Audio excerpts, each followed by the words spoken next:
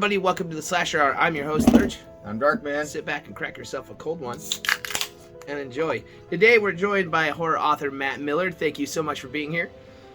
It's my pleasure. Very excited to be here. Thank you. So tell us a little bit about yourself, man. Well, I'm from Louisiana. Grew up partially in New Orleans and in Lafayette. And I've basically lived in different places, lived in mainland China for several years, a few years ago. Moved back to the U.S. to be closer to family, and been writing all my life, and I've loved horror all my life. So Awesome. What got you into horror? You know, I've thought about that before, and it's one of two things. So when I was young, probably about 8 years old, I got my hands on an Edgar Allan Poe complete works, right? It's this thick book, leather-bound book. Started reading it, didn't understand all of it, but I just remember thinking, man, this guy really, I understand what he's saying. You know, I really dig it. I really get what he's saying. And he was so creative. That made me really like to read horror. But I think probably the thing that got me into horror, I have an uncle and a cousin who are about the same age. And when I was a little kid, they used to torment me in good fun, but still torment. They made up this character called Uncle Tilo, who lived in the attic. He was supposedly this half man, half monster. And they would do things like get in the attic and make like noises of a cane walking. And then they would put like occasionally they put like a stocking over their head and walk out as Uncle Tilo. And I was a little kid screaming, you know. One morning I woke up and they had rigged this system for a cane to be like hanging in the air above my bed. So I think that really screwed me up. That was probably the true start of enjoying horror. So, how did living in China affect your writing at all? Yeah, I think that living in different places really opens your mind, your view of the world. You see people who are very much not like you, especially China. I mean, it's so unlike the U.S., which I'm used to. So it just kind of broadens your mind, different experiences, different people, different language, different food, and you really kind of have more material to think about, you know. Mm-hmm. My books, I really like to include multicultural elements in all of them, even though it is horror and horror comedy. But I think that it really helped me to understand how different people see the world. That it's what we think is right and true is not always right and true. You know, everyone else sees it differently. Mm-hmm. That's very true. So you wrote this fine novel here, punk rock vampire story. I have a copy of it. Indeed. So what was your inspiration for this? Well, I've always liked rock and roll, punk rock, because of its kind of anti-establishment nature, right? Mm-hmm. It's kind of subversive, right? And always has. That's one of the things I don't like too much about some of the modern music. It's not controversial. It's not subversive, you know. But anyway, and I've always really liked punk rock because to me it kind of originally in the era of disco, things were getting so overproduced and overdone that people were just like, let's get back to rock and roll: a guitar, a bass, drums, and lyrics, right? And I like that attitude. And so I've really always enjoyed punk rock. But then vampires, I've always thought they were fascinating creatures. The original lore of vampires were not these handsome, suave gentlemen, you know, like Dracula, but they were risen corpses, you know, like rotting risen corpses that would return to their house, the places they lived, and demand food and stuff. And something about that idea of needing blood to feed on, you know, like taking the life of others to make yourself alive even though you're already dead. Something about it's just kind of alluring, even a little romantic, you know? Right. Yeah. Sorry about that. My computer did a reboot for something, so it cut off your face a little bit. Yeah. Sorry about that. That's for the better, I think. Do you have a favorite horror film? Yeah, I do. I think my favorite horror film of all time has got to be the original Texas Chainsaw Massacre. And the reason for that, I think, it's so realistic. They don't use music and jump scares and the violins, you know, in the background. It's just like on the first kill, you see the girl walk in the house, Leatherface grabs her, you just hear the thump and the struggle, and that's it, no music. It's so realistic, you know, it's like It's like the most realistic horror movie, I think. A close second would be The Exorcist, the original Exorcist. I read that book and watched that movie when I was younger, and it's like for weeks it scared the hell out of me. Couldn't sleep, you know, so that's really a good one. And then finally, I think Poltergeist, the original Poltergeist, would take one of the top three. Yeah, very good movie. That scene with Robbie and the clown, you know, under the bed, the anticipation is just brilliant. You know, how they built that up. That's one of my favorites too. I know that you're an author. Do you have a favorite book that you like to read or a favorite author? Actually, my favorite author is not even a horror writer. It's Charles Dickens, Mm. Okay. Victorian writer. And my favorite book is by him, Bleak House. The thing I like about Dickens so much is his characters, man. He develops these crazy characters that are so exaggerated and funny, but really he understands human nature really, really well. And that's what I like about Bleak House. It's funny, it's entertaining, it's drama. He's got some great characters. In terms of horror, my favorite horror novel probably is Salem's Lot by Stephen King, Good the one about vampires. Yeah. I find that really scary and really well written. Yeah. So Yeah. those I'm are a my huge Stephen favorite King two, fan. I love Stephen King. This is my favorite author. Misery is my favorite book. Of all That's a time. good one. Great He one. really created a feeling of dread and misery. Like Yeah. reading it, you feel the dread. Yeah. Like you're scared as you get out of bed. You're scared she's going to catch him. It's really well done. Right, and I think Kathy Bates killed it when it comes to being on the silver screen. Oh, yeah. I mean, she amazing. My first horror punk band I was ever in was called Annie Wilkes because I was such a fan. So, Cool. what got you into punk rock music? I think just when I was younger, I remember hearing Social Distortion the first time, and I kind of considered them punk rock, and Oh yeah. original. And it was just like I said, the pure rock and roll. It wasn't a lot of overproduced stuff and a lot of fade outs and a lot of just synthesizers. It was just pure rock and roll. And like I said, I've always considered rock and roll to be countercultural, subversive, and I like that because I think all of us, we don't always like everything about the mainstream culture. Exactly. I think also for people who like punk rock, I don't know about you. When I was growing up, I wasn't super popular. I wasn't really good with athletics. I was bullied. I was kind of an outsider. And I think by learning to embrace that outsider nature, somehow you can deal with it better. And I think punk rock has always been kind of an outlier. Yeah. I think about Iggy Pop's song "The Passenger," considered kind of early proto punk. It's all about him kind of seeing the world from behind the glass and not really being a part of it, but then realizing that it's really his sky and his world too. Exactly. I think that's a big part of it, being an outsider, but being able to embrace that and kind of deal with it that way. Exactly. I was also not very popular, and I was also bullied a lot too. So that's kind of what drew me into punk rock as well. See, that's what got me into metal.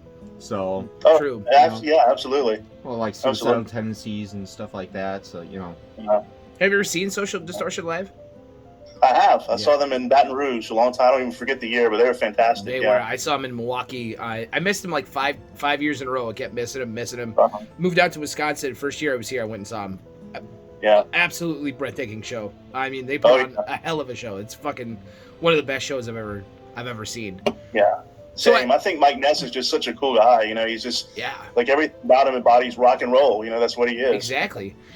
And his son, Julian Ness, he's also in a band too. I've actually never heard any of his music though. I haven't either. I'd like to. Yeah. Yeah, I'd like to check him out too. He looks just like his dad. I know. So I asked this to everybody that's on the show, but if you're stuck on a deserted island, you can only take one band and one of their albums. Who are you taking? Wow, that's a really tough one. That's a tough one. I might have to pick something from the Misfits, man. I really, I don't know about the rest of your life only listening to that. Maybe it would get old, but I think I might have to choose something. I like the older stuff like that. I like a lot of modern bands too. I like 5 Cent Freak Show. I think they're really fantastic. I might choose them too. So I'm not sure if I could choose. Maybe 5 Cent Freak Show. Yeah. In terms of album, I'm not sure. Yeah, I'd have to think about their albums, but I think I would choose them. Yeah. Yeah, I would. I'd just kidnap 5 Cent Freak Show and take it with me. And then I kidnap Anthony Noble and take him to let us entertain us with amazing art. Great artist. Yeah, fantastic. Fuck yeah. Let's see here. If you could co-write a book with any author, who would you pick? Living or dead? Wow. Oh man. I mean, my natural thing is to say Charles Dickens, but I don't know if I could hang in his league. Maybe Stephen King or Anne Rice. Anne Rice from New Orleans.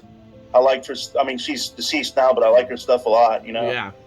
Her world building. So maybe one of those two, Stephen King or Anne Rice. Yeah. Yeah. Hell yeah. What would be your dream punk rock show if you could put one together? Phew, man, Living or Dead? Could I choose? Or act or not? Man, I guess I would have Iggy Pop, who I consider proto punk. I'd love to have Social Distortion, Misfits. Screaming Dad, I like some of their old stuff. Then in terms of modern, I like I said, 5 Cent Freak Show, Evelyn's Casket, I like a lot. A lot. I like Casket Culture. So maybe all of those together would be really cool. That would be awesome. If you could turn your book, Punk Rock Vampire Story, into a movie, who would be your dream cast for the band, the Gravediggers? Oh, that's man. That's a tough one. It's a 4-part punk rock band. You have Paul, the singer, Mary, who plays guitar, Matt, who plays the drums, and Gil, who's the bassist. And actually, it's kind of a running gag in every book so far. The bassist dies, right? So it's kind of a running gag. But in terms of Paul, the singer, man, I really have to think about that. I don't have an answer offhand. Maybe like I don't know. I have to think about it. I'm sorry, that's not a satisfying answer, but I've never really thought of that. So it's no. Go ahead. Sorry. I was just going to say, when I write my books, I send out copies to musicians, so forth, and some big name celebrities. Oh, really? And actually, Dr. Chud, the Misfits drummer, I sent him one. He found me on Facebook and thanked me. Super nice guy. Sweet. But he and I were kind of talking about how it might make a good movie, but I have so many characters and locations, it would be really expensive to make. Mm-hmm. But I was so thrilled that he was a really nice guy and really gave me some really good advice. I did want to mention him. Shout out to him. Yeah. Hell yeah, big shout out to him. I mean, they made Lord of the Rings and Star Wars. Why can't they make your movie? Right. Yeah. True. Yeah. That's true. So I understand you have a YouTube channel as well. Tell us a little bit about that. Yeah. Yeah, thank you. It's called Fangs and Folklore. It's a YouTube channel, and I also put the audio version, audio only, on Podbean and Apple Podcasts and so forth. So basically, it explores all things horror, everything from folklore to serial killers to the real life accounts of vampires. Everything that you could imagine horror. And I like to go a little bit further and talk about why we have these legends, why we have these beliefs. Like vampires.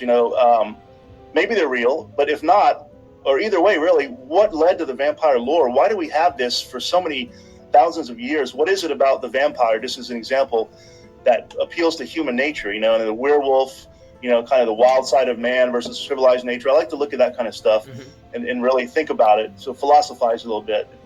Very cool. Do you have a favorite vampire movie?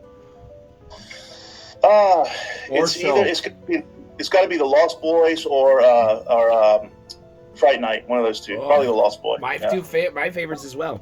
You have a favorite? Yeah. Do you have a favorite werewolf movie at all? Dog Soldiers. Are you familiar with that one? Yeah, hell yeah, that's a great movie. They had great effects, man. The werewolves look really good. Yeah, really, and they're not. They're not CGI. They're practical effects. Yeah, so I really thought they were fantastic. That is very cool. So if you guys want to follow Matt on any of his social media accounts, well, that's another thing I was going to ask you. Where can people find you? Thank you. So on Facebook, I have a page, Mathew Miller Horror Writer. And on Instagram, it's Mathew Miller Author. My email is matthew.miller.writer@gmail.com. Always happy to answer email. Those are the main three that I use, those main three. And then I have the channel Fangs and Folklore.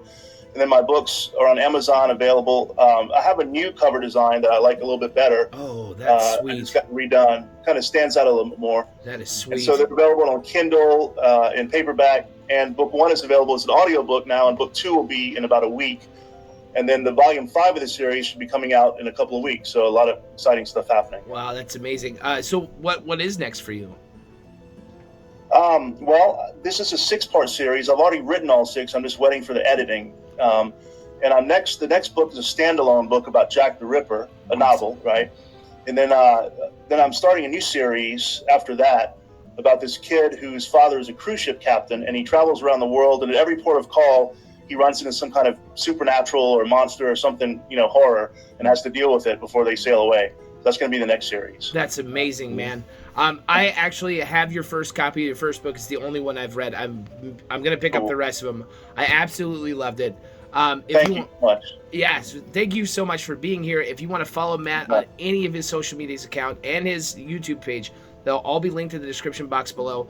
Thank you so much, Mr. Miller, for being here. Don't go away. We've got a few more questions, but for everybody else, if you're new to the channel, please like and subscribe. And until next time, I'm Lurch. I'm Darkman. And you've been slashed.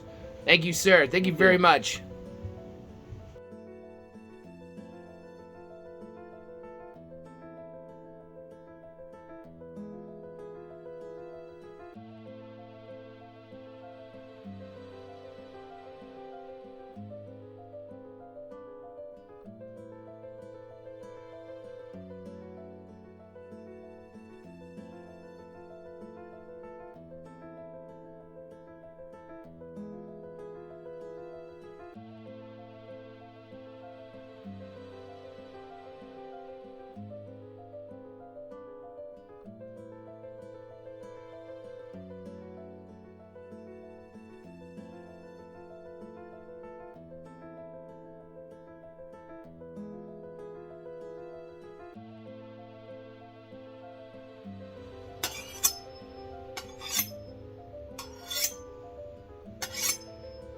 Make sure you like and subscribe.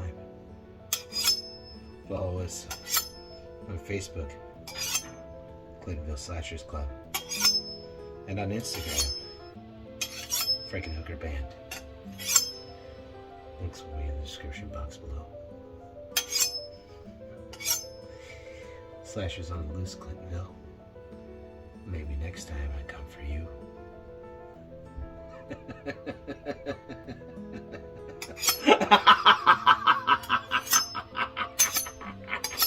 You're gonna die, bitch!